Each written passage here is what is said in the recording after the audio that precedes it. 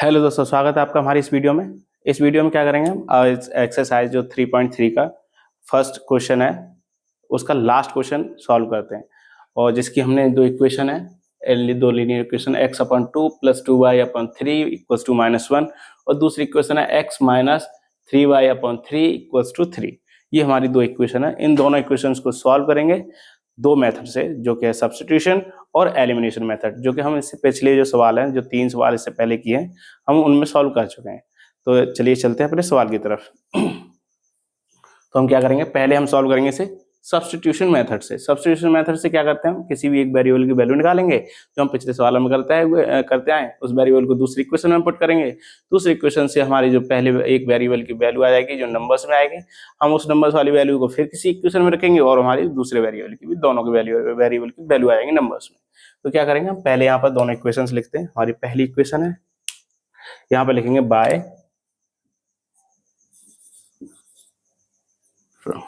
From by substitution method.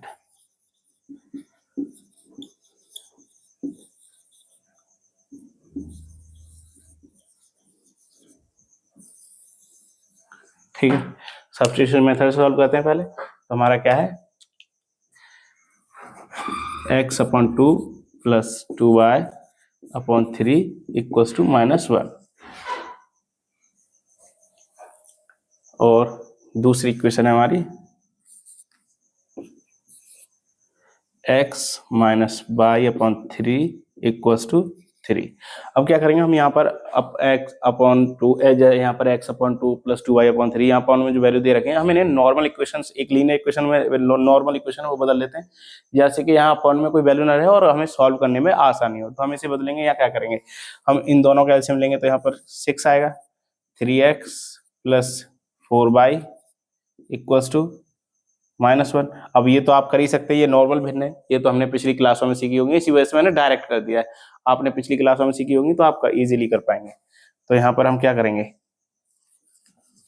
इसे solve करते तो यहाँ पर क्या आ जाएगा, 3x plus 4y equals to -6। ये हमारी हो गई पहली equation.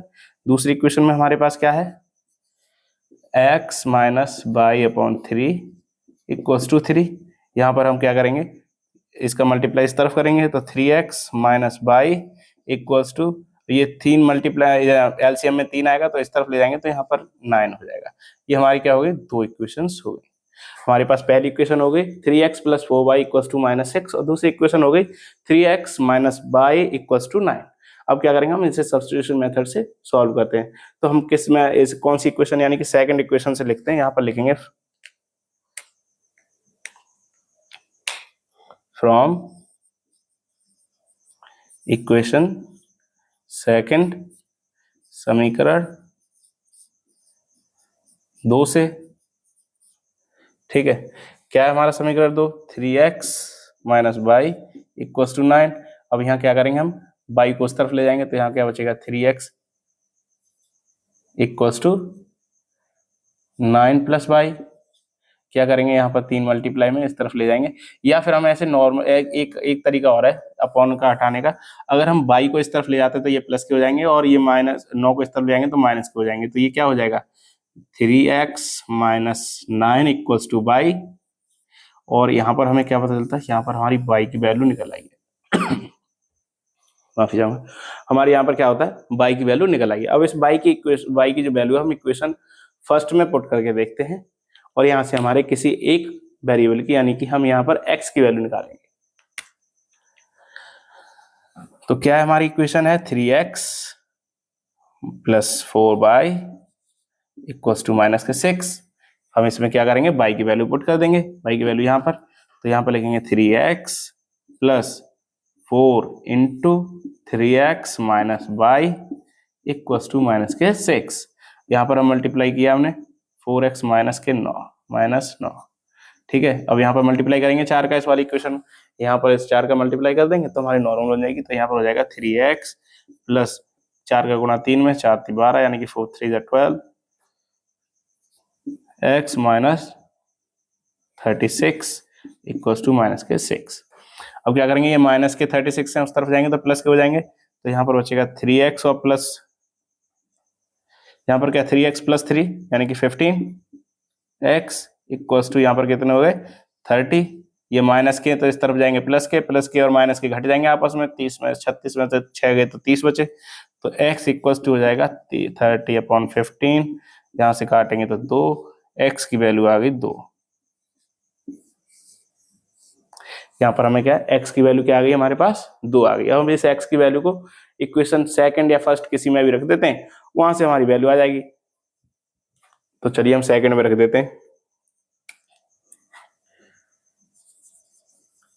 Substituting the value of x in equation second, हमारी सेकंड इक्वेशन क्या है, हमारी सेकंड इक्वेशन है 3x minus y equals to 9। अब यहाँ पर x की वैल्यू क्या करेंगे हम, यहाँ पर x की वैल्यू जो हमने अभी निकाली थी x इक्वल्स टू 2। अब इसे क्या करेंगे हम इस वाली इक्वेशन में रख देते हैं। तो 3 × 2 माइनस बाई इक्वल्स टू 9 यानी कि 6 माइनस बाई इक्वल्स टू 9 यानी कि बाई वैल्यू इक्वल्स टू हो गया अभी जाऊंगा बाई इक्वल्स हो जाएगा 6 - 9 यानी कि बाई की वैल्यू आ गई -3। यहाँ पर हमारी x और y की वैल्यू आ गई। यहाँ पर x की वैल्यू क्या है हमारी, x की वैल्यू +2 यानी +2 और y की वैल्यू क्या है -3 यानी -3। ठीक है, यहाँ पर हमारी x और y दोनों वेरिएबल्स की वैल्यू यहाँ पर हम निकाल चुके हैं। अब इस मेथड सब्स्टिट्यूशन मेथड से आप इस क्वेश्चन को यहाँ पर इस वीडियो को पॉज करके इसे नोट कर लीजिएगा और कोई भी डाउट है तो हमें कमेंट सेक्शन में बताइएगा। फिर मैं इसे रफ करके हम अपना दूसरा मेथड है एलिमिनेशन मेथड उससे सॉल्व करेंगे। आप इसे नोट कर लीजिए। चलिए मैंने रफ कर दिया है, हम अगली मेथड यानी कि एलिमिनेशन यानी विलोपन विधि की तरफ चलते हैं, उसे सॉल्व करेंगे। मैंने ये जो इक्वेशन है वो नोट नहीं, वो रफ नहीं किए क्योंकि दोबारा सॉल्व करनी पड़ेगी, हमने पहले से इन्हें सॉल्व करके रखा हुआ है। तो हम क्या करेंगे, तो यहाँ पर लिखेंगे बाय एलिमिनेशन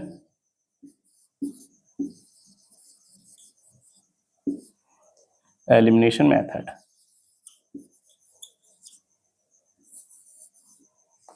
ठीक है, यानी कि विलोपन विधि से, यहाँ पर हम विलोपन विधि से सॉल्व करते हैं। क्या करेंगे हम, यहाँ पर हम दोनों इक्वेशंस को साइड बाय साइड लिखते हैं, फिर हम उन्हें देखेंगे सब्सट्रैक्ट करते हैं या मल्टीप्लाई करेंगे या कुछ क्या करेंगे वो अभी देखते हैं, या ऐड करेंगे। तो उसके बाद हम एक वेरिएबल की वैल्यू निकालेंगे। यहाँ पे पहली इक्वेशन हमारी क्या है 3x +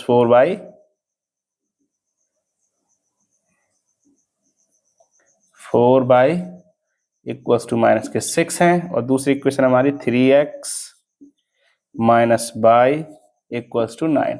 यहाँ पर हम पहले से ही देख सकते हैं इस वाली इक्वेशन में हमारे दो वेरिएबल, यानी कि पहला जो वेरिएबल है x का वेरिएबल, उसके दोनों कोएफिशिएंट सेम है।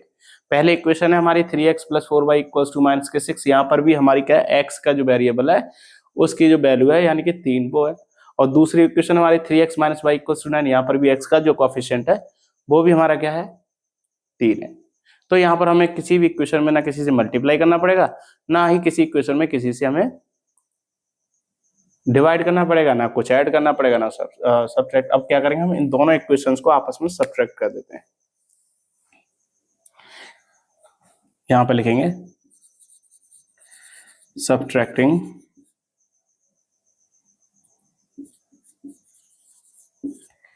Equation second from first. ठीक है, समीकरण 2 से 1 को घटाने पर, घटाएंगे क्या करेंगे, यहाँ पर लगाते हैं घटाने का निशान, ये प्लस माइनस है ये प्लस हो जाएगा, ये प्लस है ये माइनस हो जाएगा। यहाँ क्या होगा, ये दोनों कोएफिशिएंट सेम है, ये कट गए। अब यहाँ पर प्लस के 4y है, यहाँ पर प्लस के y है, तो आपस में दोनों जुड़ जाएंगे y और y, यानी कि यहाँ पर हो गए 5y इक्वल्स टू, यहाँ माइनस है यहाँ भी माइनस है तो ये भी जुड़ेंगे, लेकिन साइन किसका आएगा माइनस का। तो क्या हो जाएगा यहाँ पर 9 और 6 कितने हो गए, 9 6 15 माइनस के 15। अब 5 से ये कट गए 3 टाइम्स, तो y की वैल्यू कितनी आएगी, y इक्वल्स टू आ गया -3, यानी कि हमारे एक वेरिएबल या y की वैल्यू यहाँ पर हमने फाइंड आउट कर लिया। तो हम चलते हैं अगली इसकी y की वैल्यू हम रखेंगे किसी और इक्वेशन में, वहां से हम क्या करेंगे अपने दूसरे वेरिएबल x की वैल्यू निकालते हैं। तो किसी इक्वेशन में रखते हैं bye substituting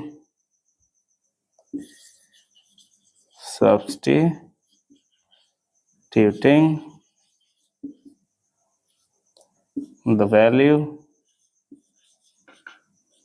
of y in equation, कौन सी इक्वेशन में रखें? हमारी इक्वेशन सेकंड ही इजी है, तो हम सेकंड में रखते हैं। सेकंड समीकरण 2 में